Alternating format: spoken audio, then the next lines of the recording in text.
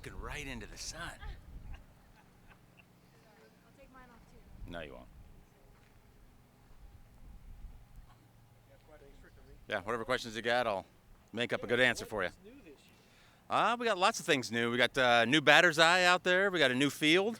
We have some new promotions. We got the all-you-can-eat Wednesdays.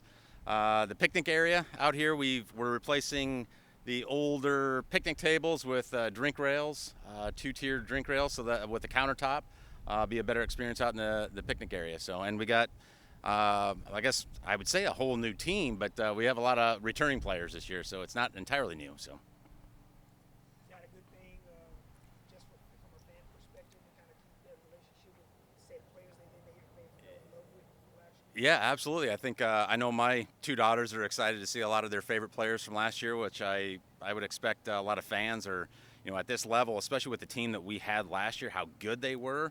It's we're very happy to have a lot of those returning guys back. So.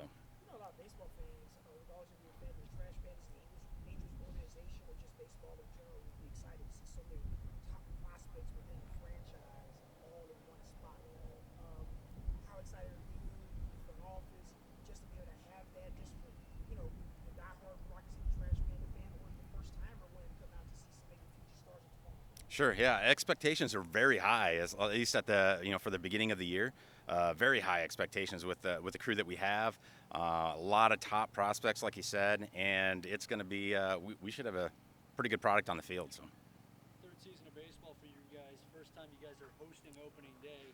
Anything special we can expect for opening day? No, I think it's a Thursday opening day. It's our it's our second really full season, second time of game. Times that we've had games in April.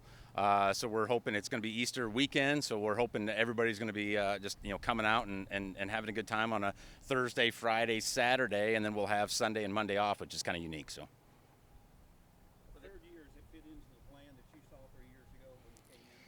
Well, a lot's changed, I guess, since I came in. I got here in June of 19 and went through that whole roller coaster of COVID and starting our first inaugural season, not having it, and then the second, the first actual season was a month delayed.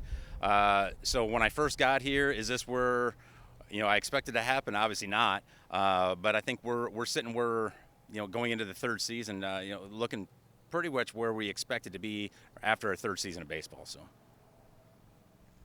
With it being the third year, what gets easier year after year, and now you guys kind of have a routine of what you expect? Yeah, so most of our front office staff is we've retained the majority of our front office staff from year 1, 2, and now going into 3, and we've just added to that. So going through the repetition of game day staff members coming back for the third season, and in our front office staff just going through.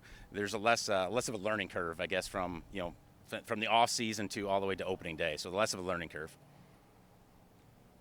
Garrett, can you kind of talk about the new situation with the concessions and food that you and I were discussing a few weeks ago? Yeah, so we're concession lines when we have lots of people showing up all at one time, and they're hungry.